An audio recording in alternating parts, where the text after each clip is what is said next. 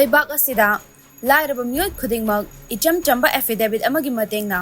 Maming-Matha Leifam pokpagi tarik amasung Lainingna chingba Hongjin tauba Yahanbagi Khudongchaba Piri Imphal East District ki hautalda nupi amana laikhidraba macha nupana lauba mamong nupibo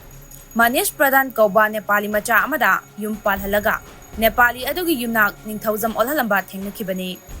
Nupa adugi maming Manish Pradhan kaurambadagi ningthauzam Manish haina affidavit amagi khuthangda onthoklamaba thengnakhi Asumna aranba mawongda affidavit sizinnarakpana akiba fidumda lagli Kanglon chumna amasung lona yaba mawongda kanagumba amagi ming natraga pokpagi tarik amasung Leifam na chingbasing educational certificate lanba yawkhibadagi semdok semjin tawbada thoidokna akaiba leite adubu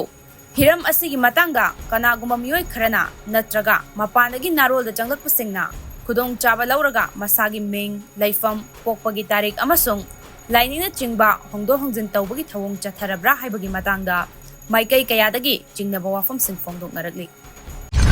Dada Ibema kigano Azaba thammo